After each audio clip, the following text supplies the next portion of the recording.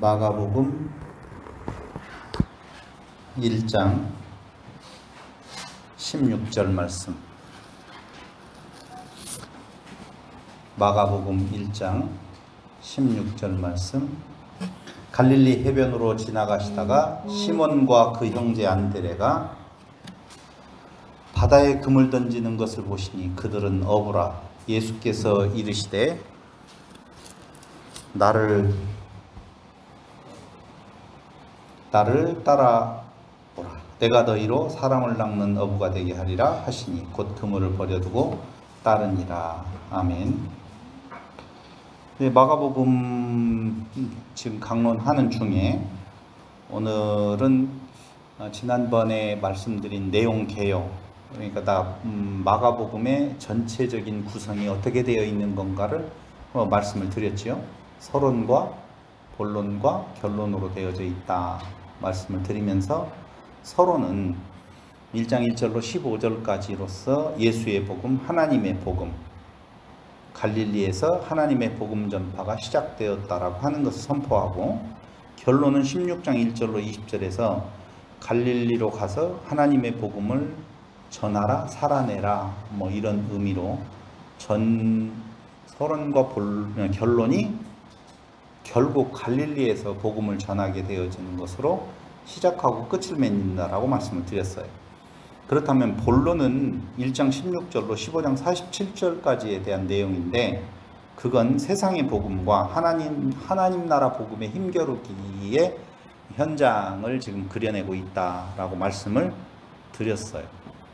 그러니까 하나님의 나라의 복음이 증거되어질 때에 세상 나라의 복음 안에 사는 자들은 하나님의 나라의 복음을 싫어한다는 거죠. 당연히. 그래서 대단한 일들이 일어나요. 예수님의 행적을 따라서 가보면 갈릴리에서 시작되어진 그 예수님의 행적이 예루살렘으로 가서 죽기까지 하시는 행적을 보면 정말 놀라울 정도로 많은 표적들이 일어나거든요. 이적이 일어나거든요. 그럼 우리 같으면 그렇게 이적이 일어나면 어떻게 되겠어요? 당연히 굉장히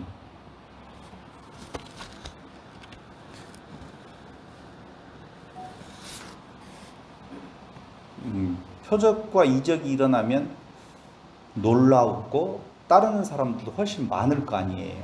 그렇게 생각하는 거 아니에요? 우리 또 지금 예수님께서 아마 표적을 우리 앞에서 행하셨다. 예수님은 지금 안 계시니까 어떤 목사가 아니면 어떤 선교사가 어떤 특별한 사람이 표적을 행했다, 이적이 일어났다, 감기만 나와도 지금 대단하다라고 이야기를 하는데, 그런 정도가 아니라 안진뱅이가 일어나고 진짜 귀신 들린 자가 소리를 지르면서 귀신이 나가고, 그건 좀 정확하게 귀신이 진짜 들었는가 안 들었는가를 잘 모르니까 안진뱅이가 일어나는 건 확실하잖아요. 제가 신학교 다닐 때 우리 교우들하고 같이 학교 다녔던 전도사들하고 이야기를 할 때, 지금도 그런 일이 일어난다라고 보면, 야, 손가락 한번 길러봐. 9개 반이잖아 지금.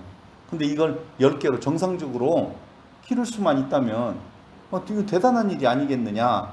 그랬더니 그때 그 같은 학교 다녔던 전도사님들이 하는 이야기가, 그건 레마의 말씀이 지금 안 떨어지기 때문에 그렇다는 거예요. 그럼 전국에 있는 전도사들,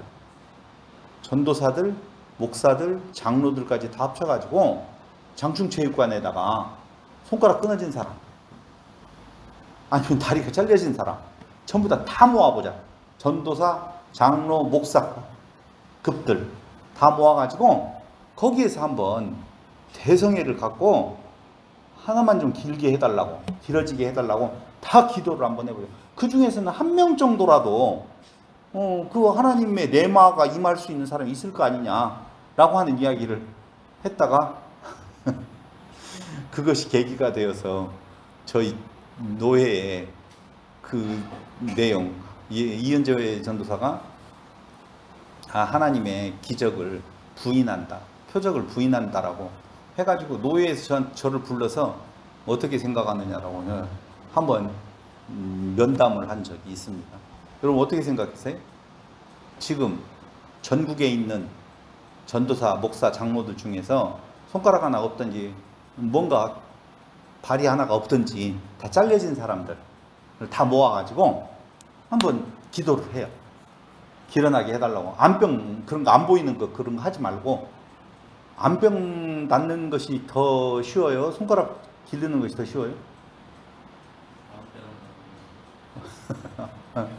아니, 생각을 해봐요. 손가락이야 접합술을 통해서 사람 의료진이 어떤 걸 접합술을 통해서 길게도 할 수 있잖아요. 그렇지 않아요? 암 같은 경우에 죽느냐 사느냐고 이건 죽는 것도 아니잖아요. 그렇다면 더 심각한 병이 암병일 텐데 암병은 그렇게 쉽게 낫는 사람이 많이 나온다라고 하는데 왜 손가락을 기르게 하는 사람은 한 명도 안 나오지? 나올 수 있다라고 생각이 들어가셔요? 나오는 사람이 있다라고 생각이 들어가셔요? 아, 그쪽으로 가지 말고 우리가 진정성 있게 한번 이야기를 해보자는 거예요. 오늘 굉장히 많은 이적과 표적을 예수님께서 행하셔요. 행하시는데 오늘날 지금 우리에게도 그런 일이 일어난다라고 보면 예수님이 어떤 분이시라고 하는 것에 대한 증표로서의 나타나는 현상이 지금도 나타난다라고 보면 그건 예수의 메시아됨에 큰 손상이 입혀질 수도 있겠지 않느냐 이거죠.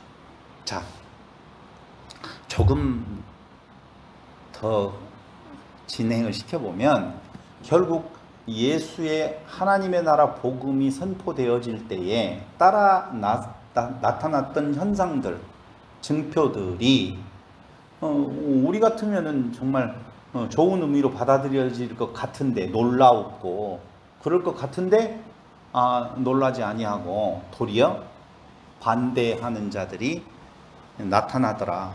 하나님의 나라 복음을 거부하는 사람들이 나타나더라 라고 하는 것이 1장 16절로 15장 47절에 대한 내용이라 그 말입니다.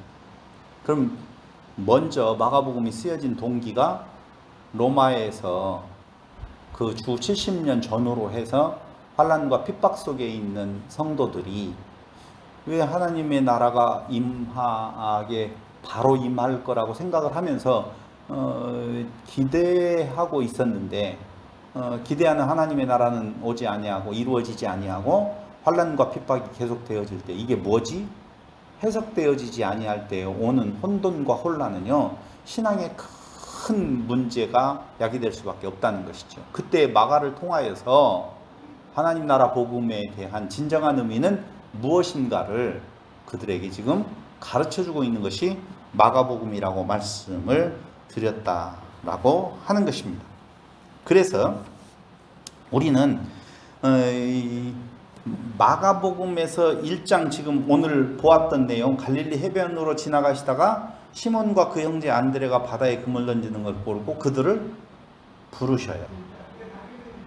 12를 부르시게 되어지는데 그 부르는 대상자들이 볼품이 없는 자들이었다라고 하는 것을 말씀을 드리는 거예요.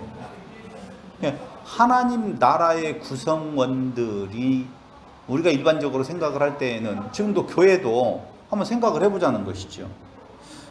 가난한 자들이 들어온다, 부자들이 들어온다. 누가 환영받아요? 저 젊었었을 때 제법 그래도 조금 국회의원도 아닌 사람인데도 지방에서 조금 그래도 지위가 있다는 사람이 들어온다든가 돈이 있다는 사람이 들어오면 막 이거 할렐루야 기적이 일어났다라고 이야기를 하면서 예배당 짓는다라고 할 때 그때 누군가가 와서 내가 연보하겠습니다라고 하면 막 대단한 일이 일어난 걸로 환영받는 부분이 있었거든요. 근데 예수님께서 그 제자들을 부르시는데 부른 그 대상자들을 보니까 하나같이 볼품없는 자들을 부르시더라 라고 하는 것이죠. 아마 여러분들이 그냥 보았었을 때 이제까지는 그 내용을 그대로 안 보고 그냥 제자를 부르셨다. 당신의 뜻대로 제자들을 부르셨으니 그는 누구였었다? 메시아다. 그리스도다.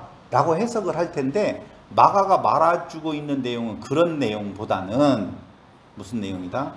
하나님 나라의 구성원들 부분이 이 여기서 이제 어디로 갔냐면은 예수님이 만나는 사람이 다 볼품없고 당시에 천한 자들이고 죄인들이고 병든 자들이고, 그러면 죄인들, 병든 자, 천한 자들은 기존 체제에 들어가지 못하는 외인들이에요. 그런데 그들을 고쳐주신단 말이죠. 그들에게서 귀신을 내어 쫓아내신다는 것이죠. 그렇다라고 보면 이게 무엇을 가지고 있느냐? 우리는 이제까지는 그러한 이적이 일어나는 곳에서 예수는 맞아, 저 일을 행하시는 걸 보니까 하나님의 아들 그리스도이시다 라고 하는 것으로 다 이야기를 끝냈죠. 근데 아니에요. 목적이 어디에 있어요? 그런 이적을 행하시는 목적이.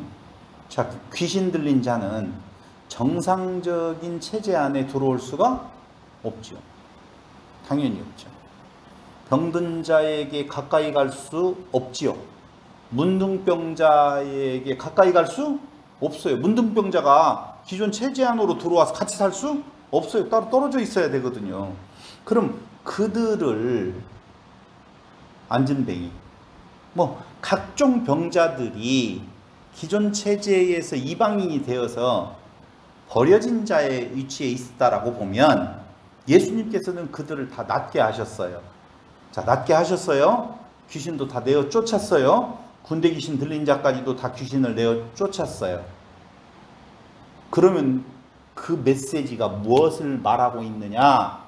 자꾸자꾸 예수님께서 이적을 행하셨습니다. 이적을 행하신 그 능력을 보니 예수는 메시아입니다. 여기까지 머무르시면 진짜 안 된다는 거예요.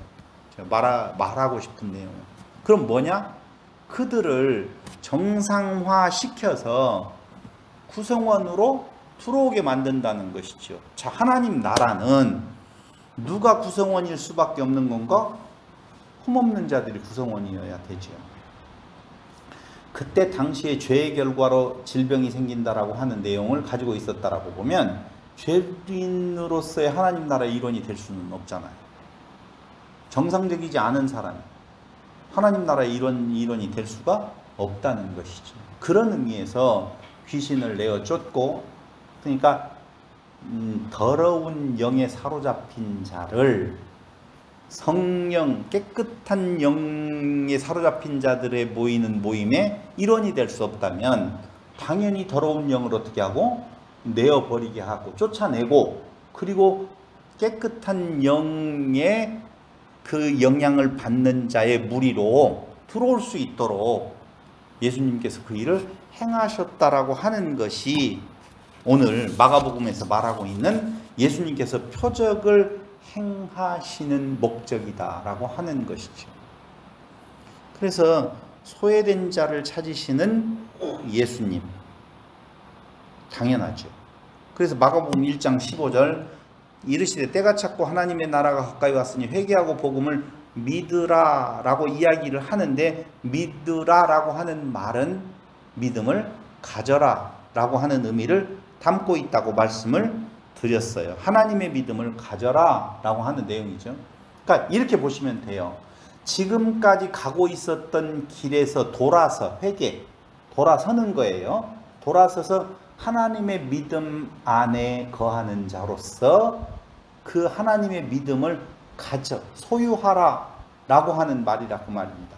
그럼 세상의 복음과 하나님 나라의 복음에 분명한 차이가 있다는 거예요.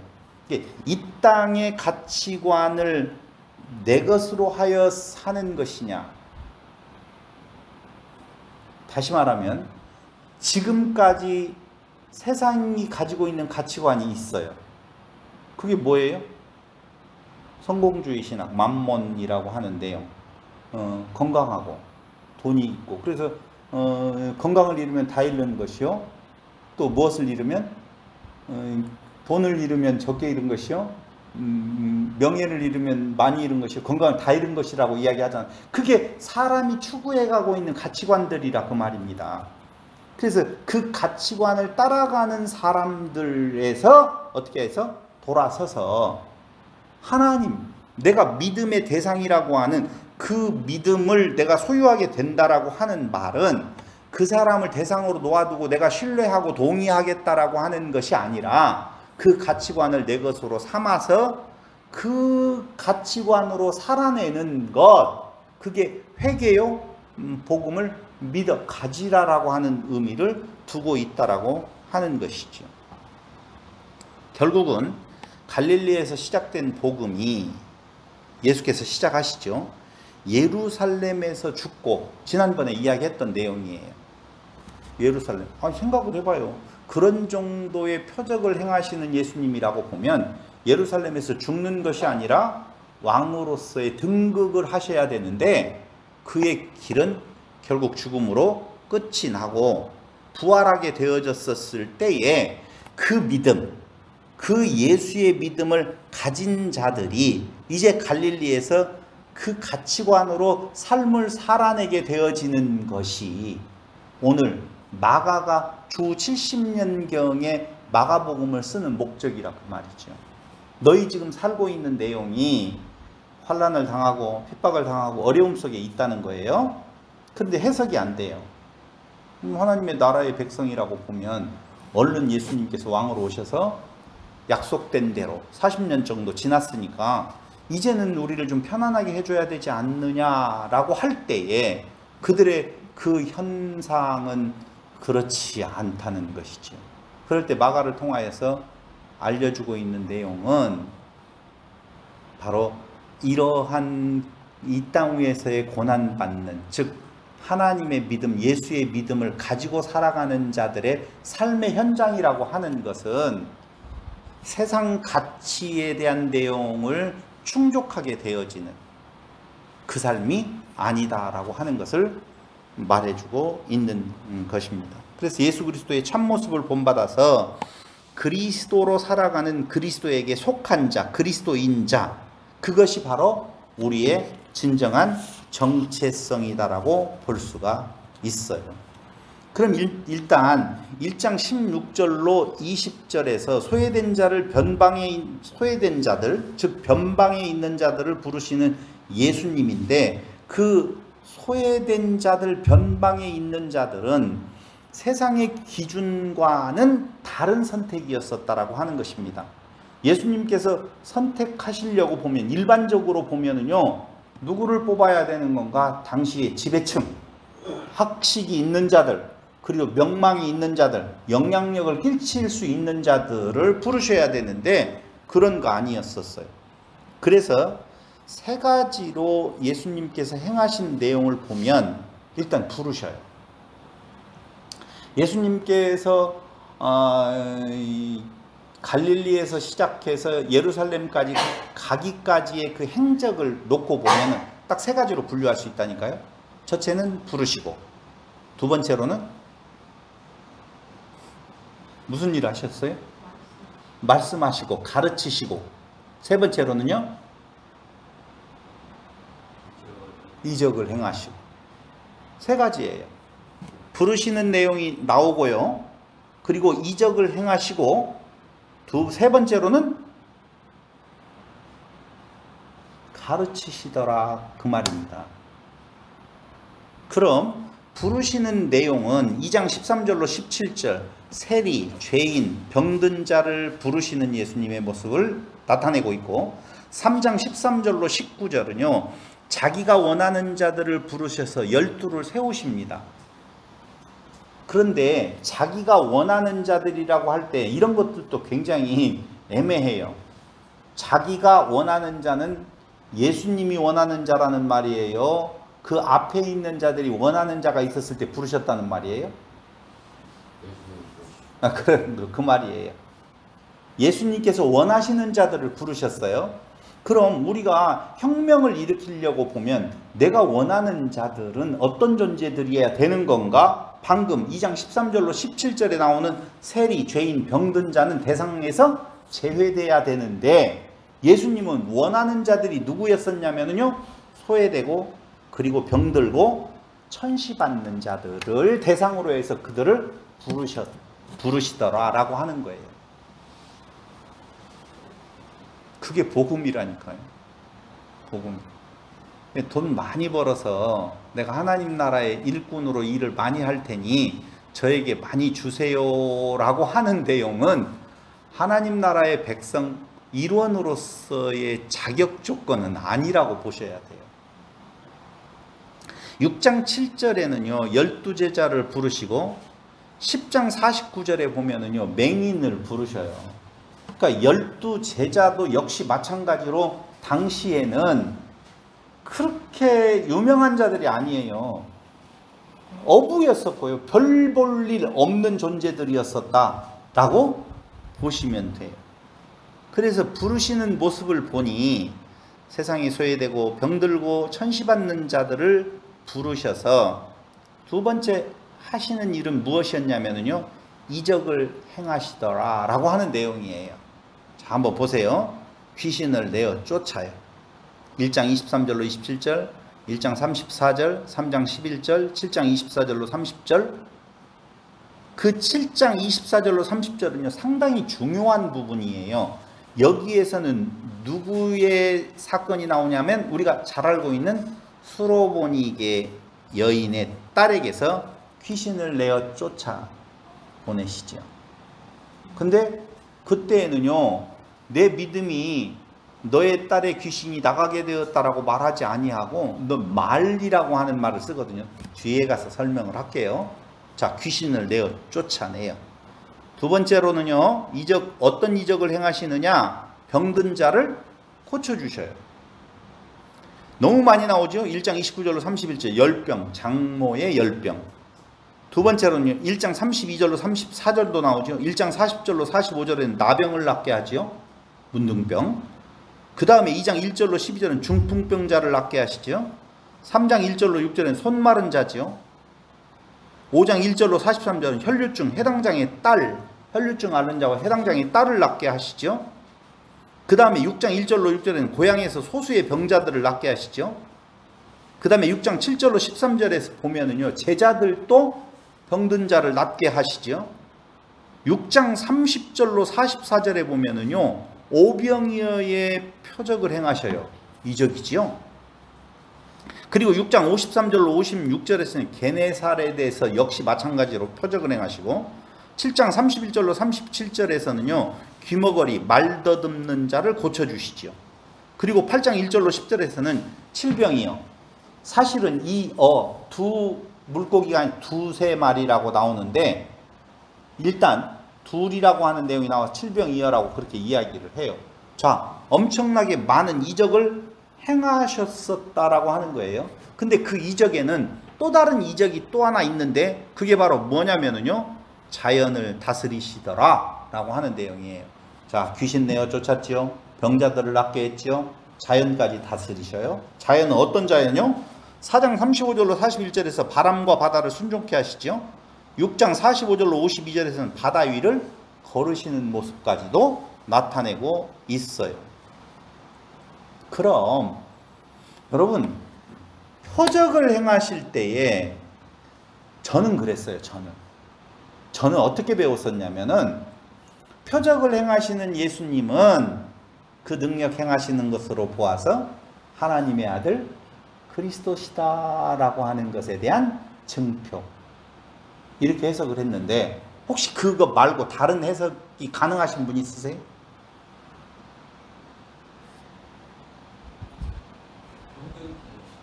평균케 하신다. 좋은 의미인 것 같아요. 그러니까 다시 이야기해서 병을 낫게 했다. 표적을 행하셨다. 그것이 예수가 메시아됨의 증표야 라고 한다면 사복음서에 그렇게 많은 표적을 다 말할 필요가 없잖아요. 그렇지 않아요? 아니 목회하면서 진짜 오살리 기도원이나 무슨 표적이 많이 일어났다라고 이야기를 하니까 진짜인지 가짜인지는 난 잘 모르겠고, 일반적인 교회에서 그런 일들이 일어나던가요? 안 일어나던가요? 난 일어나는 거 정말 못 봤어요. 난 정말 못 봤어요. 부흥 강사들이 와가지고 누가 이야기한 것처럼 지난번 저쪽 교회에서 안전뱅이가 일어났는데 다른 교회 가서 부흥 강사가 그 안전뱅이가 그 자리에서 또 일어나 짜고 치는 고스톱은 내가 들었어도 일반 교회에서 그런 표적적인 이적이 일어났던 경우를 저는 들어본 적도 없고 본 적도 없어요. 귀신이 나갔다는 이야기는 많이 해요. 귀신을 막 기도해가지고 막 쫓아내고 그랬다는. 그건 정말 애매한 거 말고, 그런 거 말고, 확실히 성경에 나와 있는 예수님께서 병자들을 고쳐주시는 그런 병들을 확실히 좀 낫게 하시는 일이 있었던가? 라고 하는 생각이 들어간다 이거죠. 근데 예수님께서 행하시는 그런 이적은 진짜 있었을까요? 있었어요. 당연히 있어서야 돼요. 그럼 이렇게 말을 하면 어떻게 생각을 하느냐? 아, 예수님은 하나님의 아들로서 신이시니까 그런 표적, 이적을 행하실 수 있다라고 생각하고 예수님이 메시아됨의 증거다라고 말하는 사람들은 좀 있겠지요. 아니라니까요. 거기에서 끝나면 절대적으로 안 돼요. 그렇다면 왜 그렇게 많은 그런 이적을 이렇게 기록하고 있는 건가? 라고 하는 쪽에 우리의 관심이 가져야 될 필요가 있다는 거예요. 그래서 많은 그런 이적을 행하시는 이유는 뭐냐면요. 그 이적을 통해서 비정상적인, 소외되고 낮고 일반적인 지배 체제에서 소외된 자들을 정상적인 자리로 돌려놓는, 그것이 많은 부분에 소외된 자들, 그러니까 많은 병자들을 고치셔야 되는 부분들의 의미, 그렇게 다 표현되어야 될 필요가 있다는 것이죠. 그러니까 예수님께서 그런 표적을 행하셨어요 라고 해서 끝난다라고 보면 우리는 뭔가 그런 표적을 지금도 좀 행해봐야 되지 않을까라고 하는 잘못된 생각을 가질 수도 있고, 또 예수님께서 그때 그러한 표적을 행하셨어요. 이적을 행하셨어요. 표적이라고 하지 않을게요. 이적이라고 이야기를 할게요. 그럼 지금도 그런 이적이 일어난다라고 보면 예수님의 정체성에 대해서 우리 다시 생각해 봐야 될 필요가 있다는 것이죠. 결국은 재밌는 이야기가 나오죠. 8장 11절로 13절에 표적을 구하는 바리새인들에게 예수님은 뭐라고 말해요? 악하고 음란한 세대가 표적을 구한다. 나는 표적을 너희에게 보일 것이 있다 없다? 없다고 말하잖아요. 아니 생각을 해봐요. 표적을 구하는데 당신이 진짜 그리스도시라고 보면 그리스도의 의미를 담고 있는 이적을 좀 행해보세요 라고 하는 거잖아요. 그런데 이제까지 많이 8장까지 가면은요 얼마나 많은 이적을 행하셨어요? 행하셨잖아요. 그런데 너희에게 보일 이적이 없대요. 이게 무슨 말이죠? 어차피 해도 넌안 믿어. 아, 그런 식으로. 그런 식으로. 어떤 것을 보여줘도 넌 안 믿을 거야 라고 이야기를 우리는 해석을 그동안에 그렇게 했어요. 너에게 보여줄 표적 없어 라고 하는 이야기를 어차피 내가 너한테 표적, 이적을 행하더라도 너는 믿지 않을 텐데 내가 다른 표적을 보여줄 것이 없어 라고 그냥 그렇게 받아들여지는 부분이 있어요. 아니, 그들이 원했던 내용대로 예수님의 그 행적을 보면 그 이적이 당연히 있었고 그 뒤에도 이적을 행하셔요? 안 행하셔요? 행하시거든요. 그런데 보여줄 이적이 없대요. 왜요? 무슨 의미가 있을까요?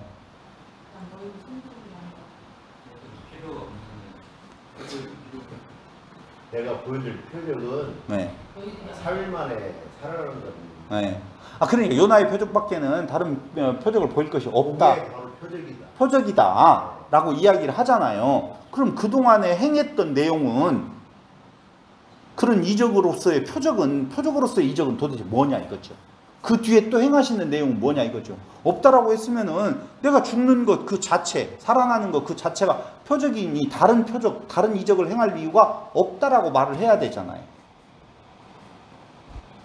자, 오늘 뭐 생각할 내용들이 굉장히 많이 나옵니다. 그동안에 일반적으로 생각했던 내용하고는 좀 다른 시각에서 볼 수 있는 내용들이 좀 많이 나올 거예요.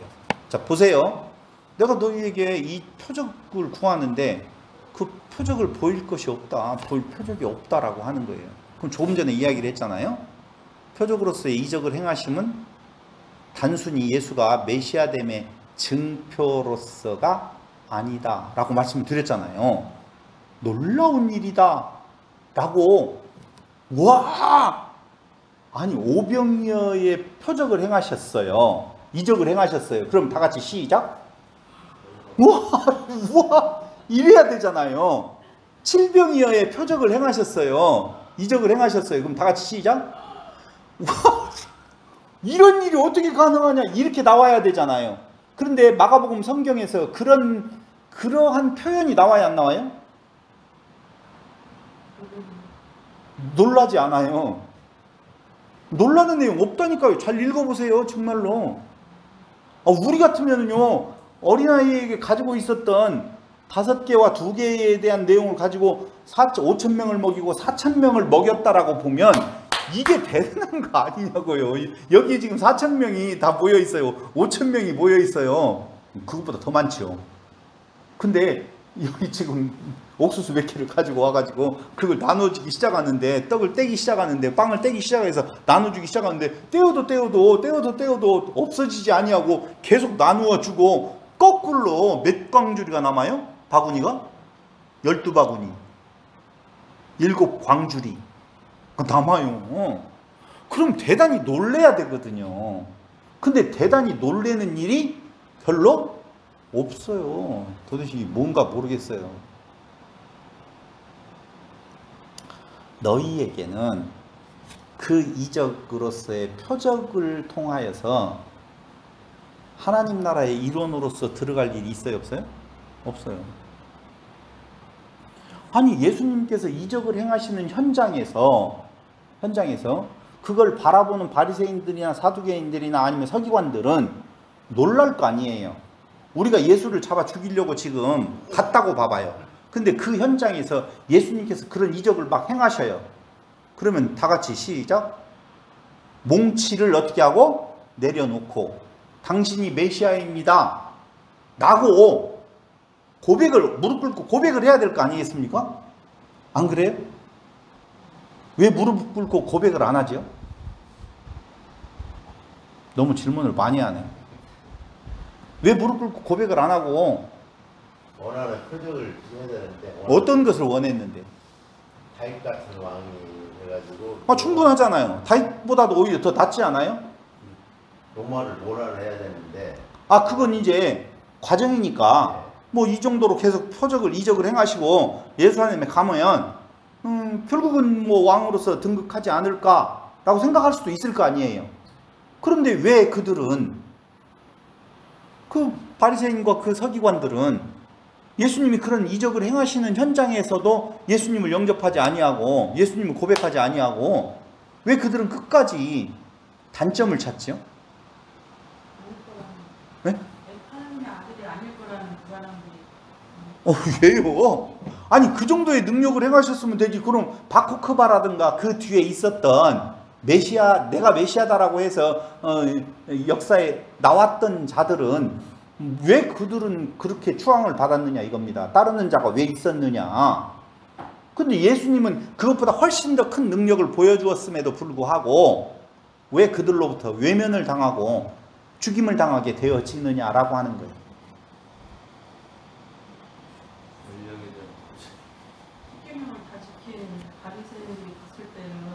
천한 사람이 예수라는 인정하지 않아. 좋은 이야기예요. 두 분 다. 기존 체제에 자기들의 세력을 공고히 하고 있었던, 그럼 어떻게 공고히 하고 있었느냐? 율법을 가지고 자기들의 체제를 공고히 해요. 그래서 다른 항목들을 이따가 말을 하겠지만 365가지의 항목을 두어서 이걸 행해야 된다라고 하는 내용이라든가, 그러니까 율법, 토라라고 하는 것을 통하여서 자기들의 체제를 구축하고 있는 도구로 써요. 근데 그걸 깨요. 누구는? 예수님은. 그러니까 안식일 날에 행하는 모든 이적들은 그 행하는 이적 자체에 그들의 마음이 가는 것이 아니라 왜 안식일에 하지 말아야 될 일을 하는 거야? 라고 하는 거예요. 그러니까 안식일은 거룩하게 지켜서 거룩하게 지키지 못하는 너희들하고는 나하고는 차별화되어진다라고 하는 내용에 있어서 자기 체제를 공고히 하는 데에 쓰는데, 안식일에 병을 고쳐서 소외되고 그리고 그 지배 체제 밖에 있는 존재들을 자꾸자꾸 정상적으로 체제 안으로 유입시키려고 하는 예수님의 행동은 자기 체제에 대한 위협으로 볼 수밖에 없었다 그 말이에요. 그런 예수라고 보면 필요 없다는 거거든요. 그러니까 예수님께서 만약에 그들하고 놀지 아니하고 바리새인과 서기관들, 기본 지배 체제 안에 들어와 있었던 존재들하고 같이 짝짝꿍하면서 안식일을 잘 지키면서 그들이 말하고 있는 그 체제 유지에 대한 어떤 법칙 안에서 이적을 행했다. 그럼 뭐 엄청 좋아했을 거예요. 근데 이상하게 예수님께서 원하지도 않는데 조금만 참았다가 몇 시간만 참았다가 그날을 지나서 하면 될 텐데 그렇잖아요. 아니 그들 앞에서 행하지 아니하고 몰래 오라고 해서 안식일날 급해서 낫게 하려고 보면 일로 와라 해가지고 몰래 해도 되는데, 예수님은 안식일날에 만인이 보는 앞에서 그들이 원하지도 않는데도 굳이 못 참고 왜 그들에게 그러한 일을 행하느냐 그 말입니다. 희한하죠. 응? 바리새인은 너희가 하는 것은 구원받을 수 없다는 그러니까 예수님께서 말씀하시는 내용은 그 율법에 대한 내용이 같은 율법을 해석을 하는데, 기존의 지배계층의 지배체제는 항목을 더 만들어서라도 자기들의 기득권을 유지하려고 그래요. 왜? 그걸 다 지킬 수 없는 내용들이 가난한 자들, 소외된 자들은 못 지키거든요. 봐봐요. 문둥병자가 그들하고 같이 할 수 있어요? 없어요? 없잖아요. 당연히. 병든 자들, 흠집 있는 자들이 흠집 없는 자들이라고 자기들이 딱 해놓고 경계선을 쳐놓고 그 안에 못 들어오게 만든다 그 말이에요. 못 들어오게 만들어요. 근데 그걸 예수님은 자꾸자꾸 어떻게 해요? 허물거든. 자꾸자꾸 허물어요. 그리고 그들을 그 체제 안으로, 그 하나님의 나라의 백성 안으로 자꾸자꾸 들어오게 지금 만드시더라 라고 하는 거예요.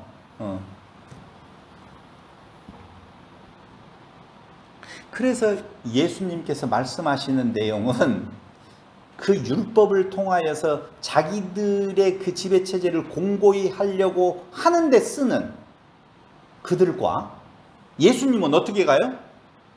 율법, 토라는 결론이 무엇이었냐면요, 하나님 사랑과 이웃 사랑이거든요. 그러니까 예수님께서 토라 율법을 해석하시는 것은 하나님 사랑과 이웃 사랑이라고 하는 내용, 그 하나님 사랑과 이웃 사랑이라고 하는 것은 높아진 자리에서 그 일을 수행하는 것이 아니라 자기를 부인하고 십자가를 지는 자리로 내려가서 그들을 품에 안고 그들을 정상적인 그 집단 안으로, 그 공동체 안으로 끌고 들어오는 거예요. 그러니까 당연히 예수님께서는 그 토라 율법을 가지고 지배체제를 공고히 하는 존재들에게서 그들을 어떻게 살려내서 정상적인 체제 안으로 들어오게 만들려고 하더라라고 하는 것입니다. 보세요. 8장 14절 한번 보실래요?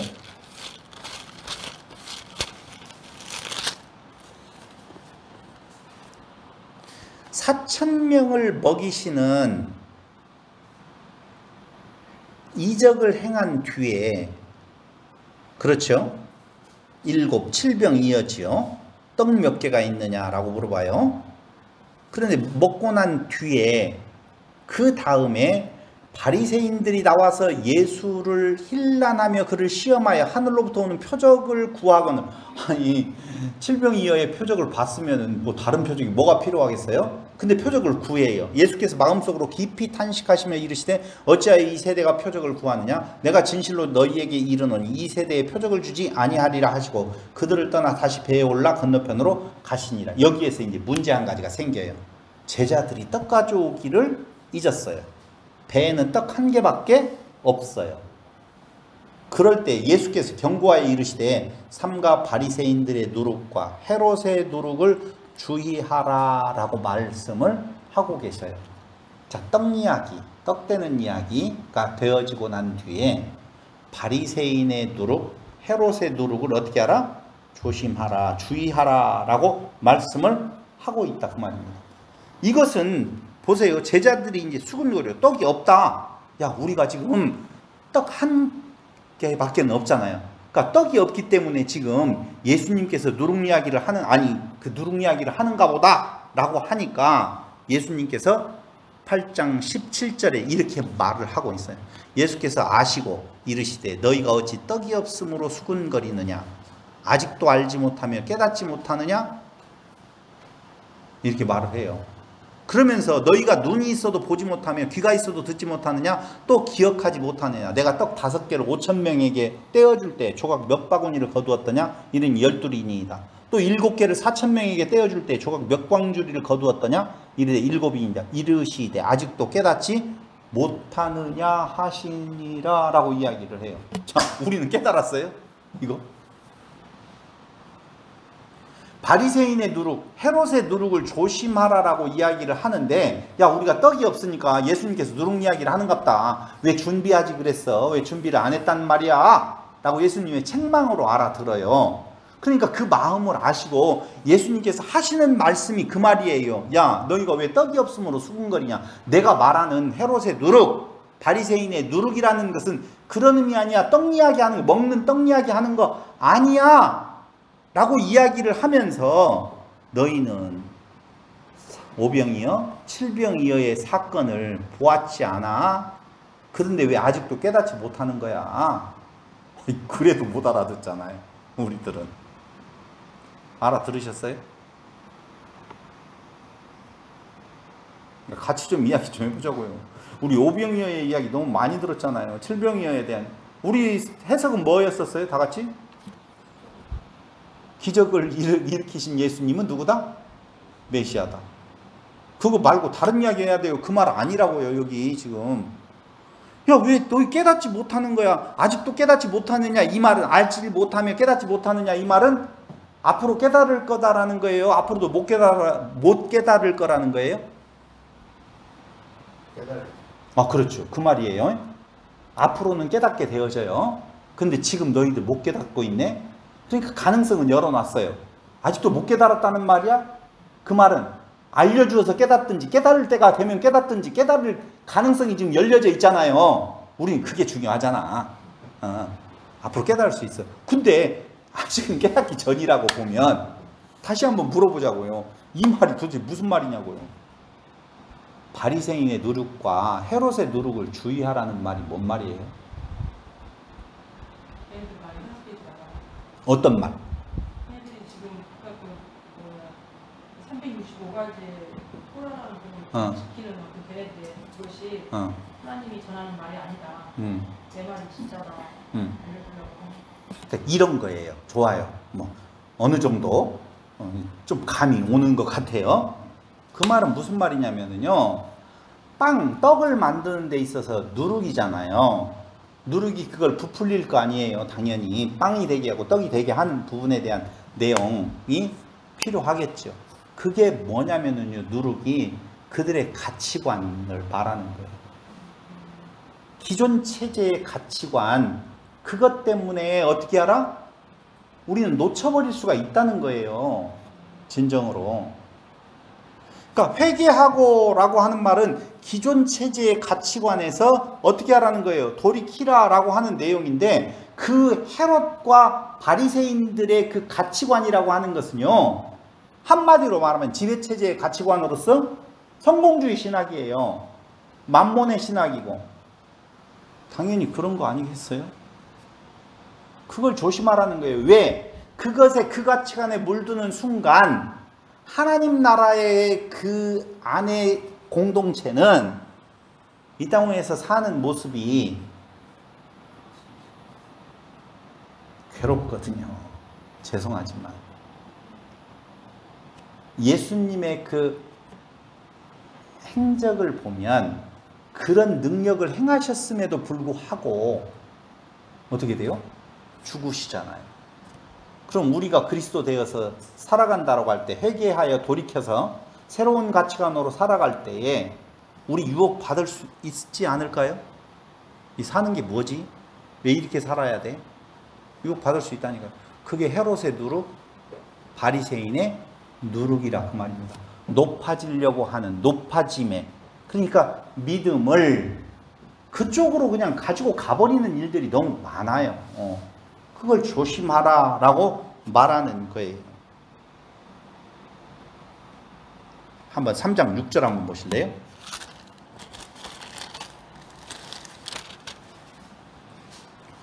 바리새인들이 나가서 곧 헤롯 당과 함께 어떻게 하여 예수를 죽일까 의논하니라. 바리새인과 헤롯 당이 왜 죽이려고 예수를 죽이려고 해요?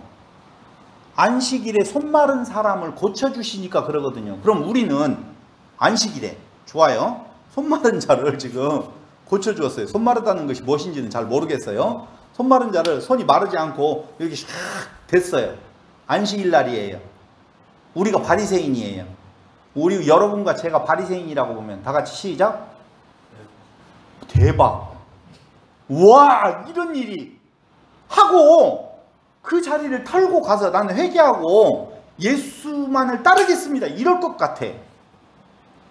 그런데 바리새인들이 나가서 곧 헤롯 당과 함께 어떻게 하여 예수를 죽일까 의논하네.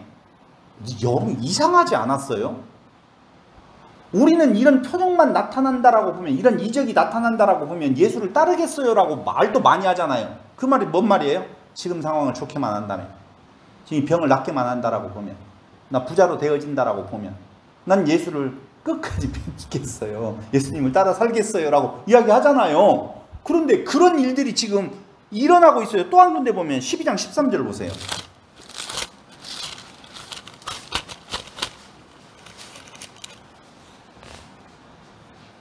그들이 예수의 말씀을 책잡으려 하여 바리새인과 헤롯 당 중에서 사람을 보내며, 이건 지금 뭐예요? 포도원의 농부 비유 아시죠? 요 비유를 행했는데 책 잡아서 죽이려고 또 바리새인과 헤롯 당 같이 공모하는 부분이 있더라고 말이에요. 하나 더 볼까요? 8장 15절.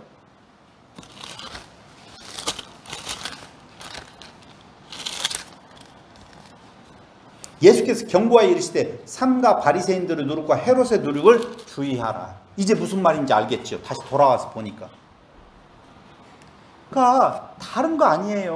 우리는 기적을 행하시는 예수님을 보고 예수는 그리스도요 메시아였었다라고 하는 믿음의 근거가 된다라고 생각을 하고 있지만 천만에요. 그거 아니라고요. 예수님께서 그렇게 많은 표적과 이적을 행하셨는데도 불구하고 예수님은 어느 길로 가셨어요? 죽음의 길로 가셨단 말이에요. 십자가 길로 가셨다니까. 그런데 지금 많은 성도들이 무엇을 생각하느냐? 그런 기적이 내 앞에서 일어나기만 한다면, 그런 표적이 내 앞에서 일어나기만 한다면, 내가 지금 손가락이 길러지기만 한다면, 여러분 한번 생각을 해보세요. 제가 손가락이 없이 살아간 지가 오래됐잖아요. 20살 땐가 되었으니까 지금 64살이니까 벌써 몇 년이 흘러갔는지 몰라요. 그 안에 손가락 때문에 불편함이 있었을 때 이 손가락 없는 것보다 여기 칼로 베어가지고 요게 뭉툭한 것이 젓가락질 할 때 더 오히려 신경이 거슬리기는 해요. 하고 보니까.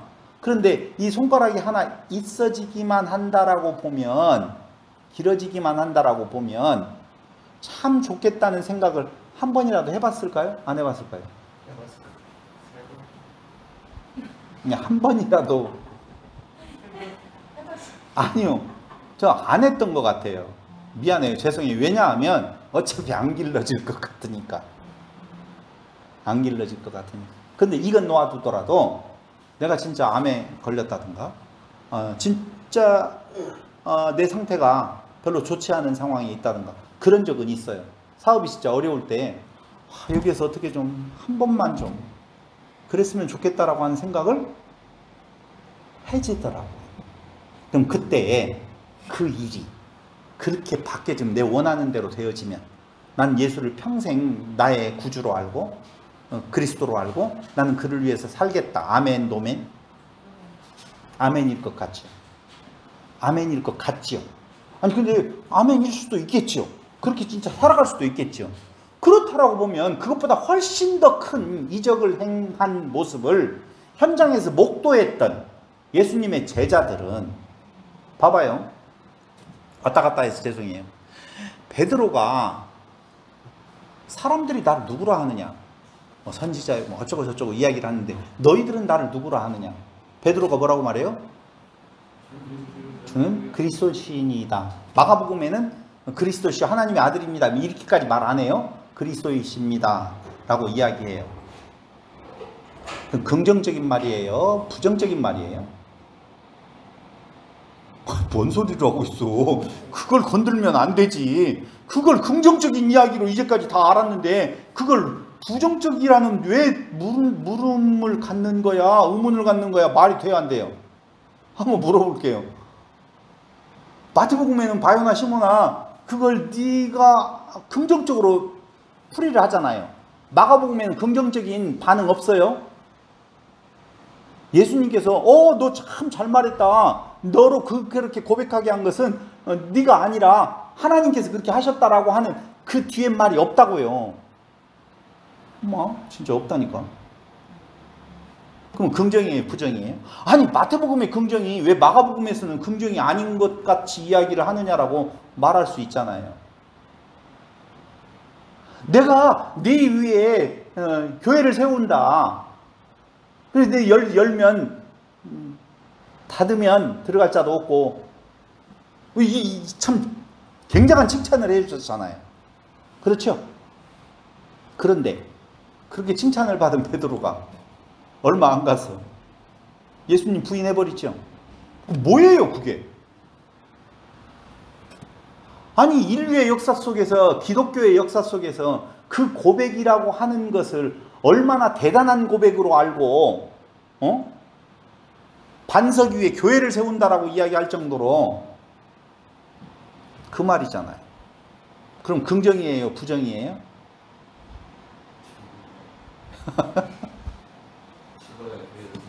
이거 참 어려운 이야기네요. 그렇잖아요. 그 정도로 고백을 했으면 그 뒤에 베드로의 모습은 예수님을 부인하지 아니하고 예수님이 십자가에 달리실 때 우편에는 누가 있어야 돼요? 베드로가 있어야지. 근데 우편에 있지 아니하고 그곳에서 그 계집종의 이야기에서 피해버리는, 도망가버리는. 그럼 그건 긍정이라는 거예요? 부정이라는 거예요? 아니, 그 말이 아니에요. 부정과 긍정의 말이 아니에요. 그 말은 옳아요. 그 말은 옳다니까요. 그러니까 그렇게 옳은 말을 하는 것은 네 마음이 아니라는 거예요. 그건 하나님께서 너로 그 고백, 선포를 하게 하셨다는 거예요. 그러니까 우리는 아셔야 될 것이 뭐냐면요. 예수님께서 어떤 표적과 이적을 행하시고 당신이 그리스도 되심에 대한 표적으로서의 이적을 행하시고 난 뒤에 쉿 그래요? 알려라 그래요? 쉿 그래요. 왜요? 전하는 것이 목적이면 알려라가 맞잖아요. 그런데 쉿 조용히 해 그러잖아요. 왜요? 선포와 그럼 알리지 않아야 될 일이라고 보면 그 일을 안 행하시면 되잖아요. 그 일이 알려지면 안 된다라고 보면 행하지 아니하시면 알릴 것도 없어서 문제가 없잖아요. 그래서 이걸 저는 어떻게 해석을 하느냐. 메시아됨의 선포예요. 선포인데 그걸 비밀로 붙이는 이유는 어디에 있는 건가? 죽으셔야 되기 때문에.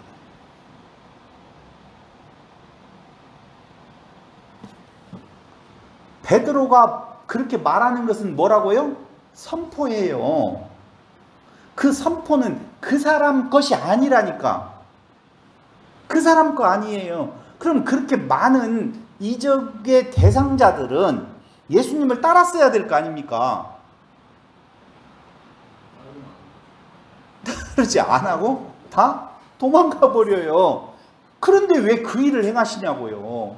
근데 우리는요, 우리도 마찬가지예요. 그 일을 내게 좀 있게 해달라고, 그 일이 좀 내게서 일어나게 해달라고 많은 이야기들을 지금 하고 있더라 그 말입니다. 기독교인들이. 그렇게 하면은 나는 하나님만 영원히 섬기면서 살겠습니다라고 말을 해요. 그게 네 큰 줄 아느냐? 하나님만 섬기며 살아간다는 것이. 왜 그게 어려우냐면요,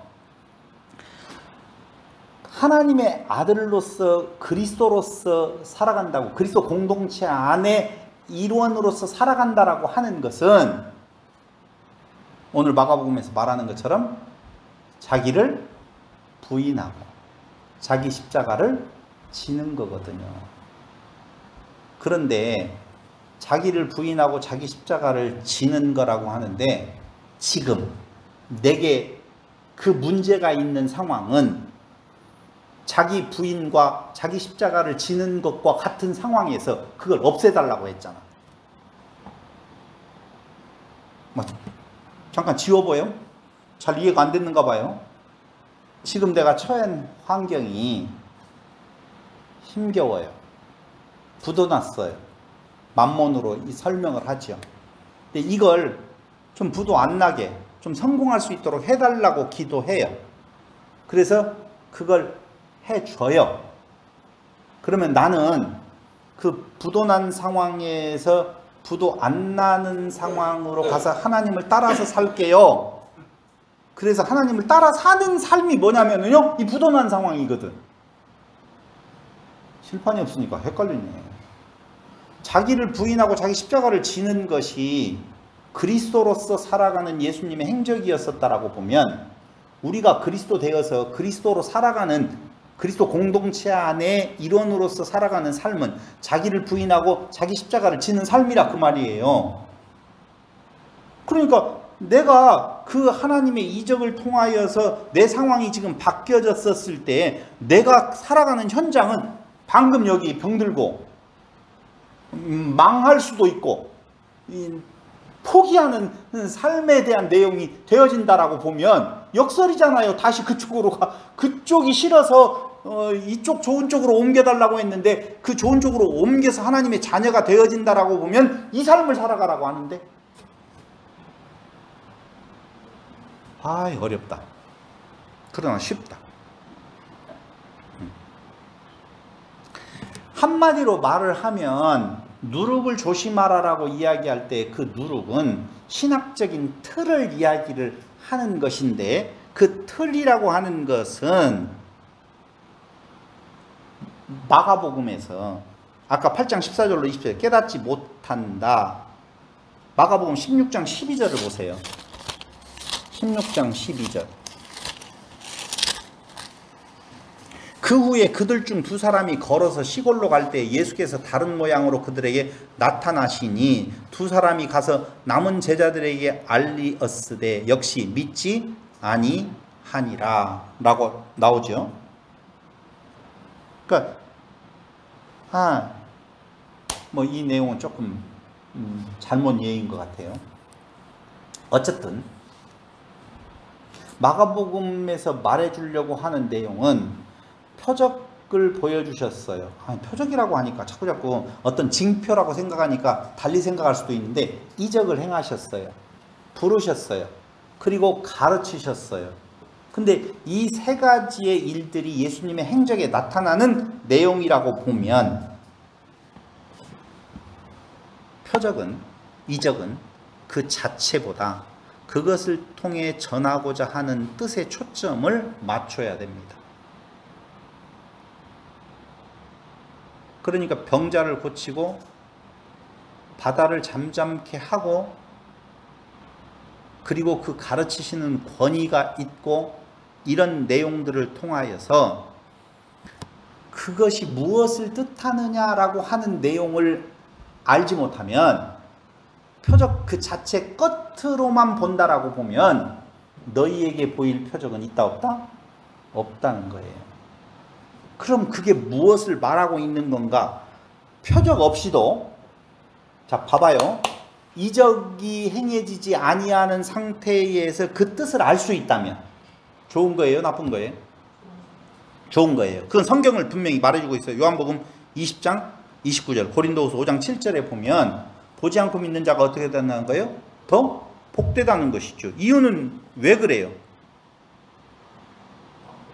가짜 이적도 있거든요. 속을 수 있는 내용이 분명히 있다는 거예요. 표적에는 거짓도 있어서 모두 유익한 것은 아니다라고 하는 것이 마가복음 13장 22절, 신명기 13장 1절로 3절에 나와 있는 내용이에요. 그래서 표적 없이도 그 뜻을 알 수 있다면 최상의 깨달음이다라고 보시면 돼요. 깨닫지 못할 때에는요, 표적적인 이적을 행한다 할지라도 징조를 준다 할지라도 안다 모른다? 모르는 거예요. 어차피. 근데 우리는 그러한 표적으로서의 이적이 예수가 메시아 그리스도라고 하는 것에 대한 내용으로만 생각을 한다라고 보면 그게 아니고 그걸 통하여서 기존 체제, 그게 세상의 가치예요. 그런데 새로운 체제, 하나님 나라의 공동체로서의 가치관은 거기에 있지 않다는 것이죠. 다 같이 그게 뭐라고요? 경천애인. 이때 나오는 단어가 경천애인. 하나님을 사랑하고 이웃을 자기 몸과 같이 사랑하는 내용이라 그 말입니다. 그럼 하나님을 목숨을 다해 사랑하고 이웃을 자기 몸과 같이 사랑하라는 것이 인간의 의지로 돼요? 안 되죠. 의지로 안 돼요. 그럼 어느 때 가능해요? 깨끗한 영, 그게 성령의 감동이에요. 더러운 영, 그건 뭐라고요? 내가 높아지고 나는 저들과 다르고 나는 다른 족속이다라고 하는 내용에서 여러분 굉장히 다른 가치관에 사로잡혀 살아가는 거다 그 말입니다. 그래서 예수님께서 가르치실 때에 세 번째로 진리를 가르치시는데 1장 21절로 28절, 2장 2절, 2장 18절로 22절 금식에 관한 내용이죠. 2장 23절로 28절 안식일 논쟁이죠. 3장 20절로 30절 바알세불, 3장 31절로 35절 누가 내 형제이며 자매인 건가. 4장 1절로 20절 씨 뿌리는 자의 비유, 4장 33절로 34절 비유로 가르치시고 6장 1절로 6절, 7장 1절에서 23절 장로들의 전통을 가지고 바리새인들은 율법을 온전히 준수해야 한다고 주장하는 거예요. 그럼 율법을 온전히 준수하면 좋은 거예요? 나쁜 거예요? 예? 100% 했었을 때 좋은 거다. 99.99%도 안 된다라고 이야기. 상당히 그럴듯한 이야기로 말씀을 하셨어요. 이게 장로들의 전통, 그게 뭐냐면요, 손 씻지 않는 거예요. 손 씻지 않고 음식을 먹는 거예요. 손 씻지 않고 음식을 먹는다는 것이 장로들의 전통으로 내려오는 것이거든요. 그럼 너는 왜 손 씻지 않고 음식을 먹는 거야? 라고 하는 자기 의의 출발점이에요. 그 내용이. 그런데 예수님께서는 그 내용을 가지고 세상의 가르침과 다른 가르침을 내주시더라라고 하는 거예요. 그래서 무엇 하는 거예요? 죽음을 당하는 거예요. 여러분, 기존 지배체제 안에 있는 사람들의 사고, 그들의 사고 구조 속으로 들어가서 그 일을 행하셨다라고 보면 예수님은 안 죽어요. 그런데 그게 아니에요. 표적을 행하는 이적을 행하는 내용을 그들도 봤다니까요, 현장에서. 그런데 현장에서 봤는데 와라고 소리치지 아니하고 저걸 죽여버려야 되겠네? 이해가 안 되잖아요, 여러분.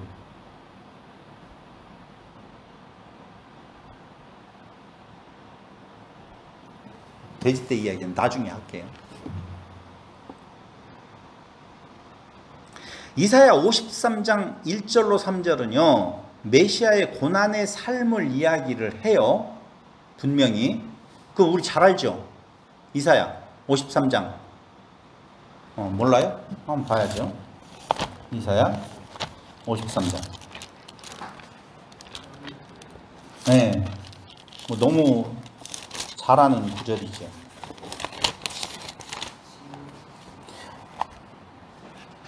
우리가 전한 것을 누가 믿었느냐? 여호와의 팔이 누구에게 나타났느냐? 그는 주 앞에서 자라나기를 연한 순 같고 마른 땅에서 나온 뿌리 같아서 고운 모양도 없고 풍채도 없은즉 우리가 보기에 흠모할 만한 아름다운 것이 없도다. 그는 멸시를 받아 사람들에게 버림받았으며 간고를 많이 겪었으며 질고를 아는 자라 마치 사람들이 그에게 얼굴을 가리는 것 같이 멸시를 당하였고 우리도 그를 귀히 여기지 아니하였다. 왜요? 이건 예수에 대한 이야기잖아요. 메시아에 대한 이야기인데 왜 그러냐고요. 예수님이 뭘 잘못했어요? 사실은 칭찬받아야 될 내용 아니에요? 그가 하신 일들을 보면은요 사회에 악을 끼치는 것이 아니라 오히려 그렇게 기적을 행하시고 난 뒤에 돈 달라고 했어요. 자기가 왕의 자리에 올라가 너희들 다스리겠다라고 했어요. 전혀 그런 거 없거든요.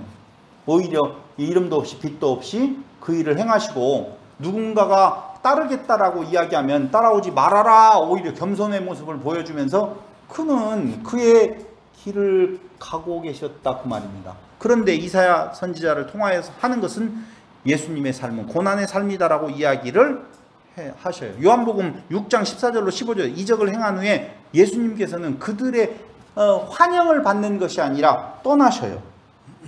마가복음 9장 9절로 13절에 보면은요 고난받고 멸시당한다라고 나오더라 그 말입니다. 한마디로 말을 하면 세상의 가치관과 하나님 나라의 가치관의 충돌이에요. 그걸 지금 마가는 그려주고 있는 거예요. 말씀드렸잖아요. 그게 본론에서 하는 이야기들의 총체적인 내용이 바로 무엇이었었느냐 말씀을 드리면 세상 복음과 하나님 나라 복음의 힘겨루기 싸움이다라고 하는 거예요. 그러니까 세상 복음 안에 있는 자들, 지배층에 있는 자들, 그들은요 하나님 나라의 복음, 낮은 자, 비정상적인 자, 소외된 자, 가난한 자들을 정상으로 만들어서 그 정상적인 위치로 올리려고 하는 그 자체가 싫은 거예요. 계급이 없어지잖아요. 지금은 그들은 다 계급이 있거든요. 그게 편하거든요. 세상은 다 그런 거예요. 그런데 예수님께서는 이미 버려진 자, 저 하층민에 해당되어지는 자, 그들을 정상적인 위치로 자꾸자꾸 올리려고 하는데 그 올리려고 하는 행동이 다 어디에 걸려 넘어지느냐라고 보면은요 그들이 정한 그 룰에 꼭 반대되는 것을 통하여서 그러거든요. 참 희한하죠. 안식일에만 안 했어도 이 정도 안 됐을 거예요. 그냥 일반적인 날에 그런 일을 행하셨으면 그래 안식일은 지켜야지. 어떻게 지켜야 되느냐라고 보면 몇 발자국을 걸어가지면 안 된다라든가 그들이 세워놓은 그 틀 안에서 그 일을 행하셨다라고 보면은요, 야 대단하다. 우리의 요구도 만족하고 저런 능력도 행하니 저를 우리의 왕으로 세워서 뭔가 한번 도모할 일이 있다라고 생각을 하잖아요. 보세요. 예수님께 제자들을 부르셨잖아요.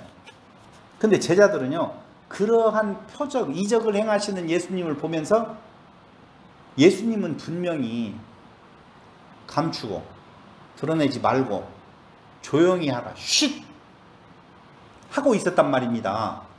그러면 그들도 아하, 예수님께서 분명히 말을 해요.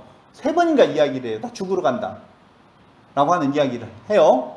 그런데도 그들은 끝까지 가는 길에 뭐라고 이야기하냐면 누가 우편에 앉아요, 좌편에 앉아요. 누가 한 자리를 차지해요, 못 차지해요. 라고 하는 싸움을 하고 있더라고 말입니다. 베드로는요, 그 똑똑한 잘난 사람은요, 예수님께서 죽으신다라고 하니까 죽으시면 안 돼요 라고 말하잖아요. 주는 그리스도시여 살아계신 하나님의 아들입니다. 마가복음에는 그거 안 나오고 주는 그리스도이십니다 라고 이야기할 때 당신이 메시아, 우리를 구원할 자입니다 라고 이야기해놓고는 뭐라고 해요? 죽으면 안 된대요. 말이 안 되잖아요. 우리가 그 베드로의 그 고백을 베드로 자신이 갖고 있는 신앙적인 고백, 베드로의 소유로 본다라고 보면은요, 그렇게 고백을 했으면, 그렇게 칭찬받을 고백을 했으면 예수님이 죽으러 간다라고 할 때 우리도 따라가겠습니다. 예수님 십자가 지시면 저는 오른쪽에 거꾸로 매달리겠습니다. 주여 저를 기억하여 주시옵소서. 이래야 될 거 아니야. 그런데 안 됩니다 라고 말을 한단 말이에요. 그러니까 그건 선포하는 의미에 있어서 베드로의 입을 가지고 선포를 하게 하신 하나님의 뜻이지, 베드로가 굉장히 잘했다라고 하는 칭찬받을 일이 하나도 없는 내용이에요. 근데 우리는 베드로의 그 고백을 굉장히 칭찬받을 것으로 알고 우리도 주는 그리스도시오라고 고백해야 된다고 말을 하는데요, 천만에 만만의 공덕이에요. 그는 바로 뭐라고 예수님께서 말하세요? 사단아 물러가라 그 말이에요. 너는 나를 대적하는 자다 라고 이야기를 해주고 있는 것이죠. 바로 예수님께서 2장 13절로 17절 세리 죄인들과 함께 잡수신다 라고 하는 거잖아요. 한번 생각을 해보세요. 세금 걷는 자와 세금 미납자, 죄인이 왜 죄인인 줄 아세요? 여기에서 죄인이면 감옥에 가 있어야 될 거 아니에요. 근데 왜 나와 있어요? 그건 세금 미납자로서의 죄인 취급을 받는 자들이에요. 그런데 예수님은요, 세리와 죄인들과 함께 잡수셔요. 2장 13절로 17절에 대한 내용. 그래서 의로운 자의 입장에서 보면 왜 저들과 같이 하는 거야? 라고 비판을 하죠. 근데 예수님께서 뭐라고 말하셔요? 나는 의인을 부르러 온 것이 아니라 죄인을 부르러 왔다. 죄인을 불러서 뭐 하게? 아니요.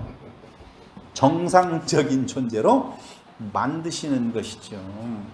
정상적인 존재가 그 사회의 정상적인 존재가 아니라 하나님 나라의 정상적인 일원으로서의 모습을 지금 말해준다 그 말이에요. 그럼 하나님 나라의 일원은 어떤 상태에 있는 자가 일원인 건가? 깨끗한 영에 사로잡힌 자. 그게 기준이에요. 그러면 깨끗한 영에 사로잡힌 자는 무엇을 말하는 건가? 자기를 부인하게 되어져. 자기 십자가를 지는 낮은 자리에 임한 자다 그 말입니다. 2장 18절로 21절에 금식에 대한 내용이 나오는데요. 금식은요, 한편 종교적 경건 생활이라고 보시면 돼요.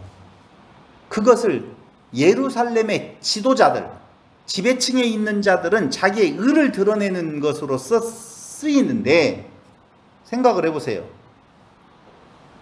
금식, 날마다 굶는데 금식이 또 필요해요? 안 필요해요? 아니 생각을 해보세요. 날마다 지금 굶는데 금식을 따로 정해서 할 필요가 있어요? 없어요? 이해가 안 되시는가 봐. 아니 2장 18절로 22절에 그런 내용이 나온다고요. 왜 당신의 제자들은 금식하지 않습니까? 라고 물어보잖아요. 그러니까 뭐라고 말을 해요? 신랑과 같이 있을 동안에 왜 금식하느냐 라고 하잖아요. 신랑이 떠날 날이 있으니 그때는 금식할 것이다 라고 이야기를 하는데, 생각을 해보세요. 금식은 누가 하는 거예요? 충분히 먹는 자들이 금식하는 거예요. 이해가 안 되는가 봐. 아니 지금 맨날 하고 많은 날들 중에서 먹는 날이 별로 없는데 금식을 또 해요? 그날 되었다고? 그럼 지금 허기진 자, 먹지 못하는 자에게는 금식이 필요할까요? 생명의 떡이 필요할까요? 자기 의가 있는 자는 금식해야 되죠. 근데 자기 의가 없는 자는 금식을 해야 돼요? 생명의 떡을 먹어야 돼요? 생명의 떡을 먹어야 된다고요. 당연히. 그래서 먹을 것이 필요한 자들이다 라고 하는 것을 봐야 돼요. 너희들은 충분히 있어서 금식이 필요한 자들이 아니라 뭐가 필요한 자예요? 있다고 생각하는 자들은 금식을 해야 되겠죠. 근데 그 금식을 진짜 자기 없음에 대한 고백이 아니라 자기 의를 드러내는 데 쓰여요. 나는 먹을 수 있는데도 불구하고 이렇게 안 먹었어요. 참았어요. 대단하지 않아요? 라고 자기 의를 드러낸다라고 보면 예수님은 지금 너희들은 먹을 것이 필요한 자들로서 내가 누구다? 생명의 떡이다. 나와 같이 있었을 때에 너희 의를 가지고 자랑하지 말고 어떻게 해요? 생명의 떡 대신 나를 먹어라 그 말이에요. 자, 그러면 기분 좋겠어요? 나쁘겠어요? 참 왜 대답을 안 하셔? 기분 나쁘다는 거예요. 누구는? 기존 체계에 있는 사람들은. 그래서 어떻게 해야 돼요? 저놈 죽여야만이 우리의 금식이 빛을 낸다 그 말이에요. 너희들은 먹을 것 충분히 먹고 다이어트 건강을 위해서 금식을 할 수도 있어요. 근데 지금 먹지 못하여서 매번 굶는 게 그거 이야기했잖아요. 어떻게 해요? 그때 당시의 상황을 제가 이야기를 했었을 때에 세금으로 걷어가는 것이 너무 많아가지고요. 불과 10%를 가지고 1년을 살아야 돼요. 그것도 자기 땅이 있다라고 하는 자들이. 근데 10%를 가지고 1년을 산다라고 하는 것은요. 거의 굶어 살아가야 될 필요가 굶어 살아갈 수밖에 없는 사실이에요. 근데 그들에게 왜 금식 안 하는 거야?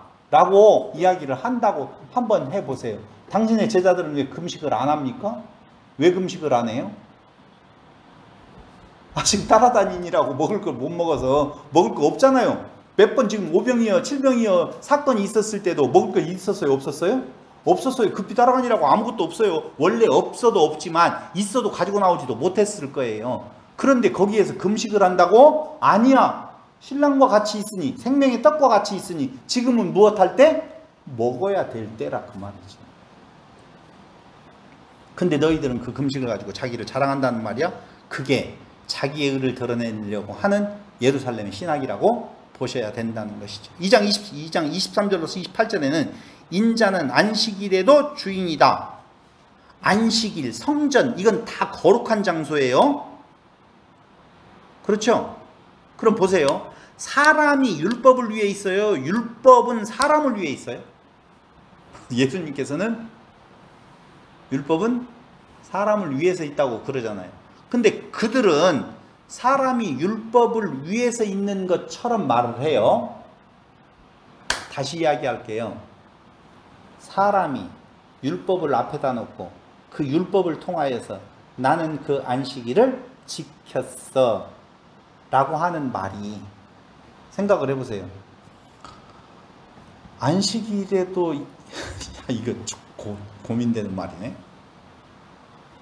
안식일에도 일하지 아니할 수 있는 사람은 누구예요? 부자. 부자예요. 제사장이나 뭐 그때 지배계층이죠. 그들은 일하지 않아도 어떻게 해요? 이자로 다 들어와요. 충분히 들어와요. 안식일에도 일해야 될 사람은 누구예요? 가난한 자, 없는 자, 소외된 자들이에요. 그래요. 그 안식일에 일해야 돼요? 안 해야 돼요? 그런 말이 아니라고요.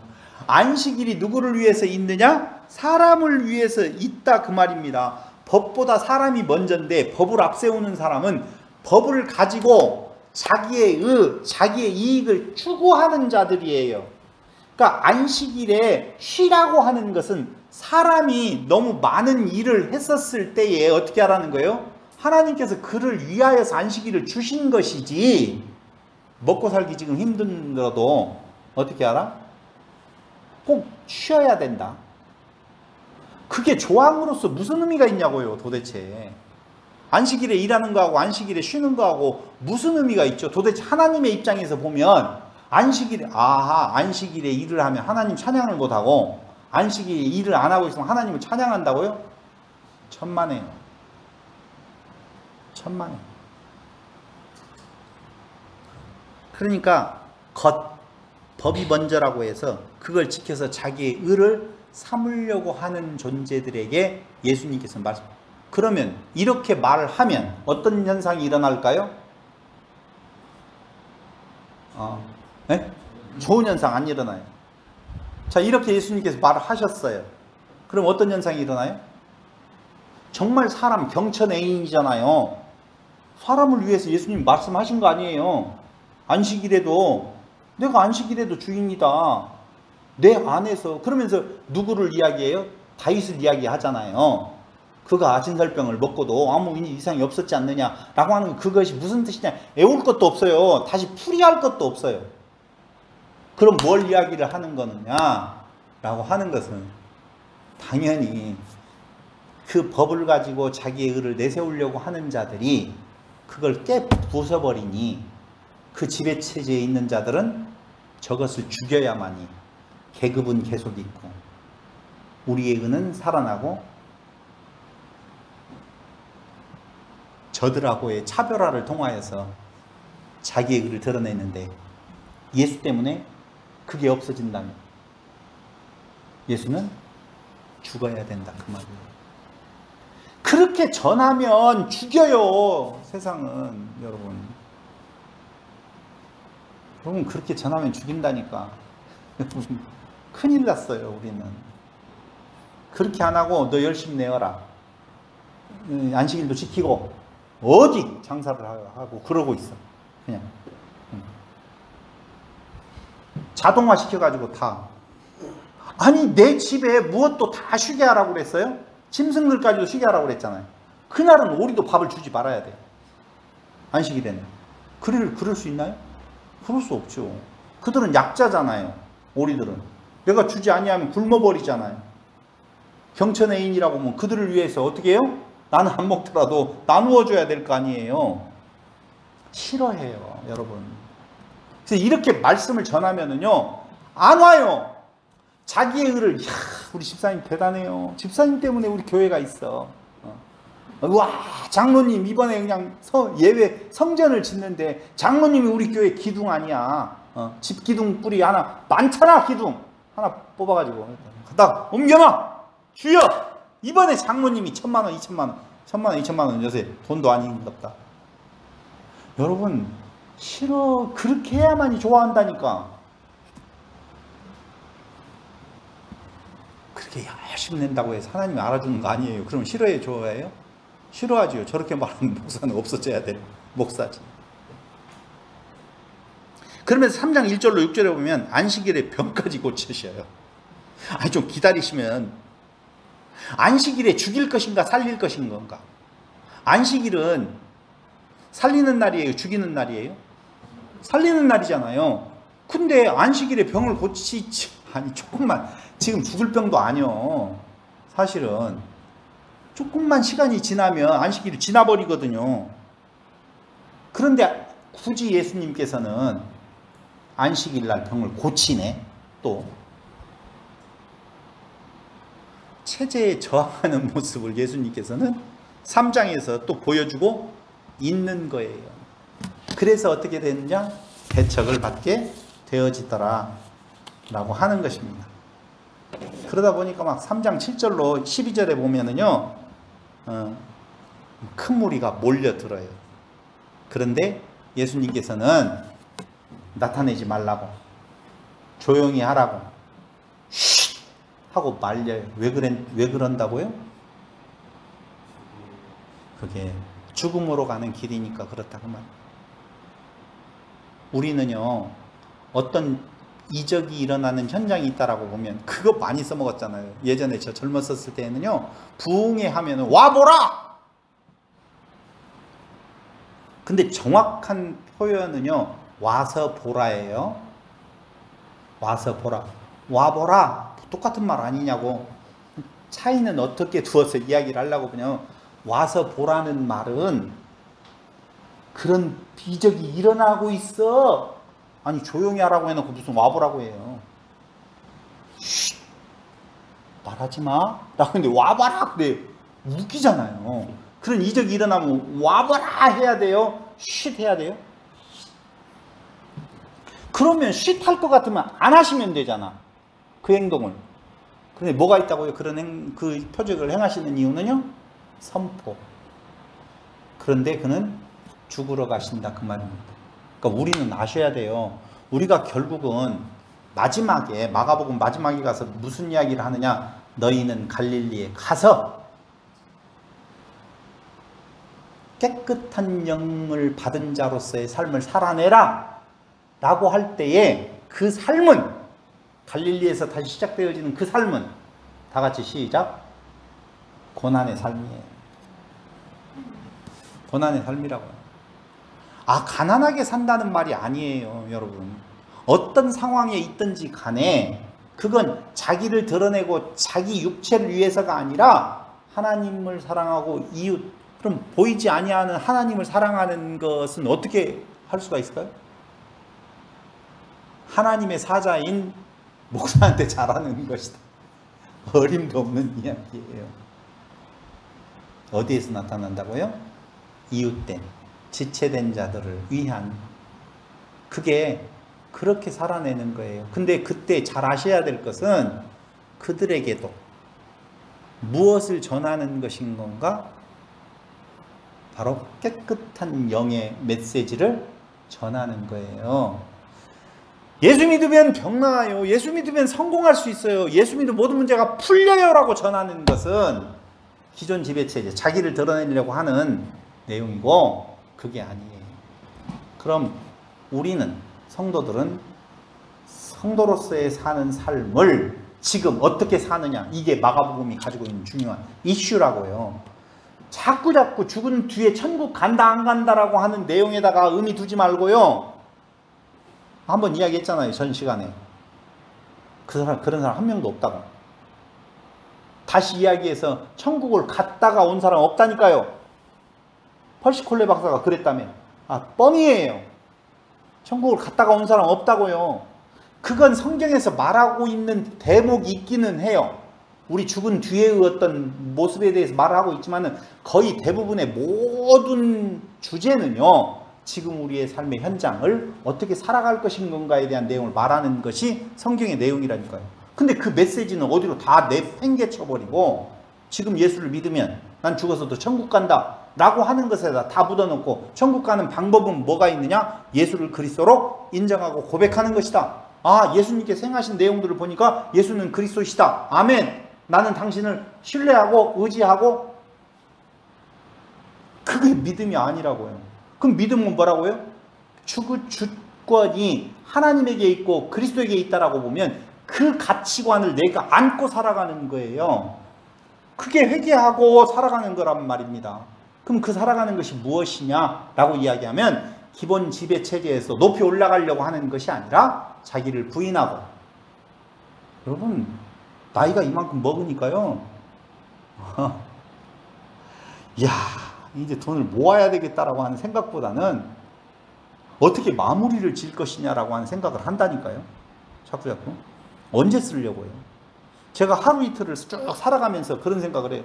매번 일어나서 매번 그 일을 해요. 그런데 뭐 때문에 일하지? 지금 우리 병원에서 일하시는 우리 조 집사님, 아침에 일어나서 꽃단장하고 병원으로 출근을 합니다. 환자들을 만나요. 시간을 보내고 점심을 먹습니다. 그리고 또 저 오후에 합니다. 그리고 끝나고 난 뒤에 다시 집으로 돌아옵니다. 물론 중간에 어디 들릴지도 모르겠지만 돌아옵니다. 이 일이 내 삶의 목적인가? 생각해 본 적 많죠. 이걸 또 하루가 지나? 한 주간이 지나? 한 달이 지나? 지나요. 지금 뭔가 이 세상에서 살아가고 있는 사람들의 모든 모습들을 자기 스스로가 한번 돌아본다라고 보면 도대체 내가 뭐 하고 있지? 왜 오리는 키우지요? 돈 벌려고? 돈 벌어요. 계속 쌓아놓아요. 언제 쓰려고? 쓰려고 벌어요? 벌려고 벌어요? 쓰려고 벌어요? 그래서 이번에 유럽을 한번 갔다 왔어요? 쓰려고? 그럼 왜 두 번은 못 가지? 이게 참 쉽지 않은 이야기예요. 그러니까 여러분은 이렇게 살다가 여행을 한번 간다든가 맛있는 것을 한번 먹으러 간다든가 맛있는 걸 먹으러 가잖아요. 그러면 그 맛있는 것을 만들어 가지고 파는 사람은 또 무슨 의미로 살아가지? 나 먹는 이 생각을 좀 해봐야 될 필요가 있어요. 성경이 말해주고 있는 우리의 삶의 현장이라고 하는 것은 지금 살아내라고 하는 어떻게 살아낼 것인 건가에 대한 내용을 말을 해주고 있다니까요. 어떻게 살아내라는 거예요. 지금 너희들의 삶, 그 고통 속에 있는 그 삶이 결코 틀린 삶이 아니라는 거예요. 잘못된 삶이 아니라는 거예요.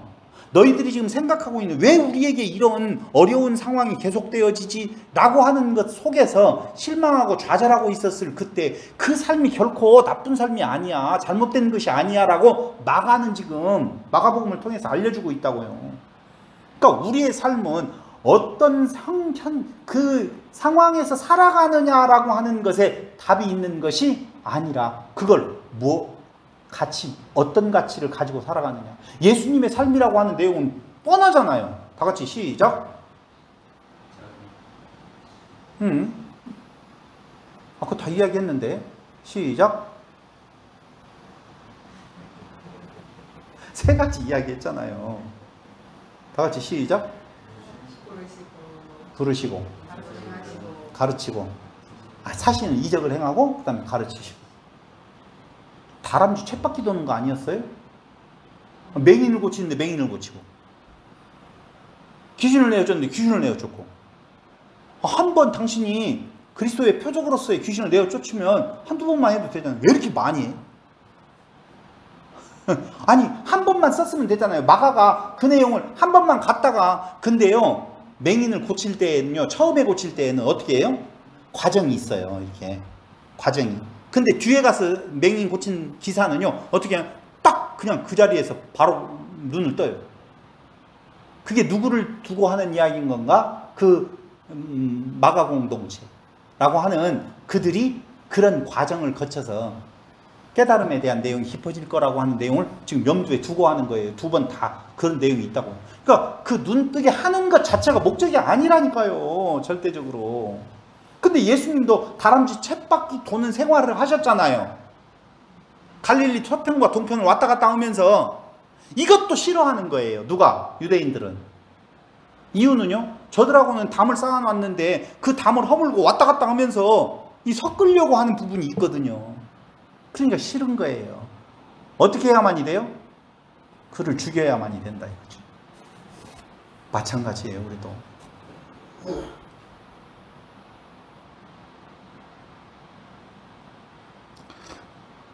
3장 13절부터는 다음 시간 쉬었다가 말씀드리기로 하겠습니다.